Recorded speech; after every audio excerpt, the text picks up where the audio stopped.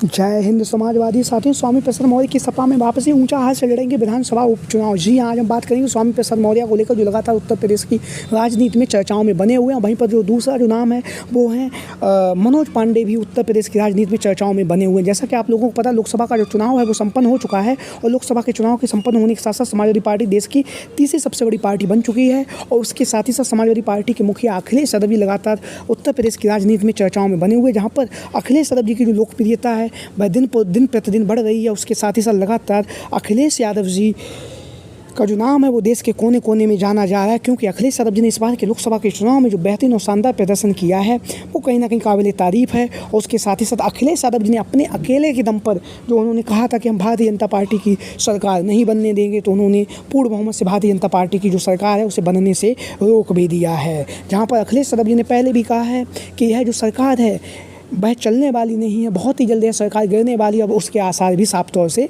देखे जा रहे हैं। चंद्रबाबू नायडू और नीतीश कुमार का जो समर्थन भारतीय जनता पार्टी को मिला है वो कहीं ना कहीं अब सस्पेंस में बना हुआ है, क्योंकि नीतीश कुमार के द्वारा अभी कुछ समय पहले लालू प्रसाद यादव और तेजस्वी यादव से उन्होंने मुलाकात भी की है। विधानसभा का उपचुनाव है बिहार में, तो बिहार में विधानसभा के चुनाव से पहले राजनीति का जो माहौल है वो गर्म है। और वहीं पर आप लोगों को पता है उत्तर प्रदेश में भी 10 विधानसभा सीटों पर उपचुनाव होने जा रहा है, जो कहीं ना कहीं काफ़ी ज़्यादा प्रभावित भी करेगा यह उत्तर प्रदेश की राजनीति को, क्योंकि योगी आदित्यनाथ जी जो वर्तमान समय में उत्तर प्रदेश के मुख्यमंत्री हैं, लोकसभा के चुनाव में जो भारतीय जनता पार्टी की जो करारी शिकस्त हुई है उसमें कहीं ना कहीं भारतीय जनता पार्टी के नेताओं के द्वारा भी लगातार योगी आदित्यनाथ पर हमले किए गए हैं, जुबानी तीर छोड़े गए हैं। वहीं पर अगर 10 विधानसभा सीटों में समाजवादी पार्टी 6 से 7 विधानसभा सीटें भी जीत जाती है, तो कहीं ना कहीं जो उत्तर प्रदेश के मुख्यमंत्री योगी आदित्यनाथ की जो कुर्सी है वो खतरे में पड़ सकती है। लेकिन आज हम बात करेंगे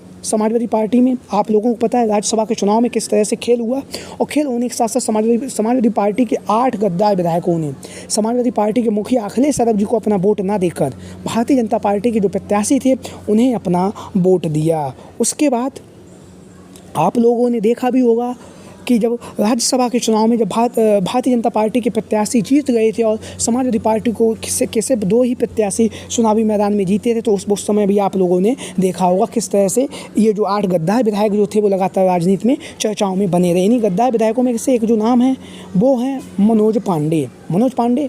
आप सभी लोग जानते हैं ऊंचा हाथ से लगातार 3 बार के विधायक रह चुके हैं, और 3 बार के विधायक रहने के साथ ही साथ समाजवादी पार्टी के मुखिया अखिलेश यादव जी के बहुत ही करीबी माने जाते रहे हैं। अखिलेश यादव जी ने मनोज पांडे पर विश्वास किया, और विश्वास करने के साथ साथ उन्हें मुख्य सचेतक जैसा जो महत्वपूर्ण पद है वह पद दिया। जहां पर उन्होंने मुख्य सचेतक जैसा महत्वपूर्ण पद मनोज पांडे को दिया, उसके साथ ही साथ मनोज पांडे ने उस मान सम्मान को ठेस पहुंचाते हुए भारतीय जनता पार्टी के लिए राज्यसभा के जो प्रत्याशी थे उन्हें अपना वोट दिया। और उसके साथ ही साथ लोकसभा के चुनाव में तो उन्होंने खुलेआम अमित शाह से मुलाकात भी की, और मुलाकात करने के साथ साथ उन्होंने मंच भी साझा किया। लेकिन अमित शाह से मुलाकात करने से, मंच साझा करने से भी वह अपनी ऊंचा हाथ की जो विधानसभा सीट है वहाँ से भारतीय जनता पार्टी के प्रत्याशी को जीत ना दिला सके। तो कहीं ना कहीं जहाँ पर वह जीत ना दिला सके तो उन्हें भी अपना जो जनाधार है वो समझ में आ रहा होगा क्या स्थिति है विधानसभा में उनके। और उसके साथ ही साथ अब समाजवादी पार्टी के राष्ट्रीय अध्यक्ष अखिलेश यादव जी ऊंचा हाथ की जो विधानसभा सीट है वहाँ पर उपचुनाव कराने के मूड में नज़र आ रहे हैं। अखिलेश यादव जी के द्वारा लगातार समाजवादी पार्टी के नेताओं को, कार्यकर्ताओं को निर्देश दिए जा चुके हैं।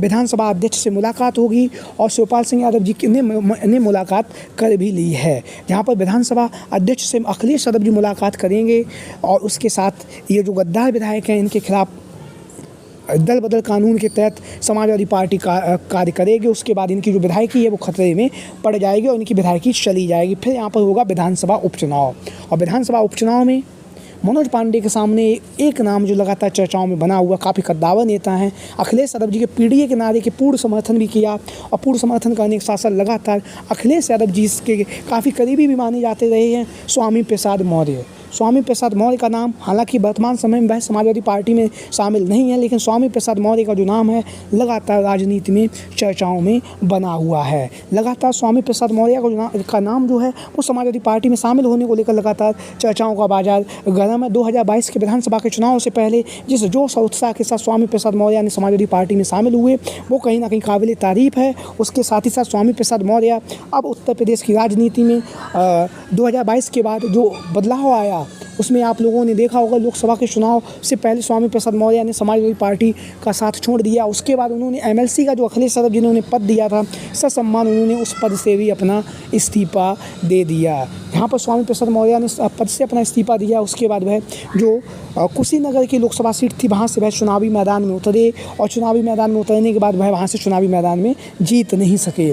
जहाँ पर स्वामी प्रसाद मौर्य जीत नहीं सके, लेकिन अब उनके नाम की जो चर्चाएं हैं वो लगातार समाजवादी पार्टी में शामिल होने को हैं। और वहीं पर जो ऊंचाहार की जो विधानसभा सीट है वहाँ से समाजवादी पार्टी के प्रत्याशी के तौर पर भी इनके नाम की चर्चाएं लगातार तेज़ी के साथ चल रही हैं। लगातार जातीय समीकरण को समझते हुए अखिलेश यादव जी स्वामी प्रसाद मौर्य को समाजवादी पार्टी में शामिल करके ऊंचाहार की जो विधानसभा सीट है जहाँ से मनोज पांडे समाजवादी पार्टी के विधायक हैं उनके खिलाफ चुनावी मैदान में अखिलेश यादव जी स्वामी प्रसाद मौर्य को उतार कर कहीं ना कहीं राजनीति में एक बड़ा बदलाव करने जा रहे हैं। अगर स्वामी प्रसाद मौर्य समाजवादी पार्टी में शामिल होते हैं और अगर उन्होंने मना कर दिया कि हम चुनाव नहीं लड़ेंगे तो फिर ऐसी स्थिति में स्वामी प्रसाद मौर्य के जो पुत्र हैं उत्कर्ष मौर्य, जिन्हें आप लोग जानते हैं कद्दावर नेता हैं, और कद्दावर नेता होने के साथ साथ जो मनोज पांडे जी उनके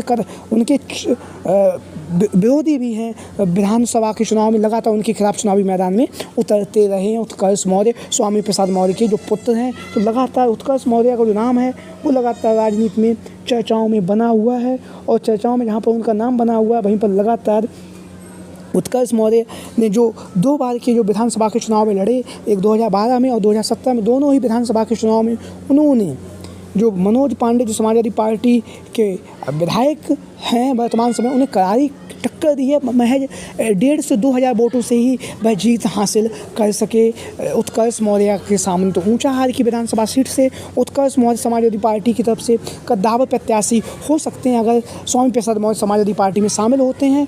और फिर ऐसी स्थिति में ये भी देखना होगा कहीं ना कहीं कि स्वामी प्रसाद मौर्य अगर समाजवादी पार्टी में शामिल होते हैं तो फिर क्या वह खुद चुनावी मैदान में उतरेंगे या फिर अपने पुत्र को उत्कर्ष मौर्य जो पूर्व में यहाँ से प्रत्याशी भी रह चुके हैं वह यहाँ से चुनावी मैदान में उतरने। यहाँ का अगर हम जाति समीकरण समझें, पारसी 64,000 है, यादव 42,000, ब्राह्मण 40,000, क्षत्रिय 36,000 है, मौर्य 25,000, मुस्लिम मतदाता जो है 18,000 है। तो मौर्य समाज के जो मतदाता उनकी संख्या भी अच्छी खासी तादाद में है, 25,000 मतदाता हैं। तो कहीं ना कहीं जाति समीकरण को साझने के लिए ऊंचाहार की विधानसभा सीट से उत्कर्ष मौर्य को अखिलेश यादव जी चुनावी मैदान में उतार सकते हैं। लगातार इनके नाम की चर्चाएं चल रही हैं। आप लोगों की क्या राय है? सभी साथी कमेंट बॉक्स के माध्यम से अपनी राय जरूर दें। इसके साथ ही साथ अगर आप लोग चैनल पर आज पहली बार आए हैं तो चैनल को सब्सक्राइब करें और वीडियो को लाइक करें। वीडियो को अंत तक देखने के लिए आप सभी का बहुत बहुत धन्यवाद एवं आवाज़। जय हिंद, जय भारत, जय समाजवाद, जय Akhilesh mission 2024। Thank you for watching this video.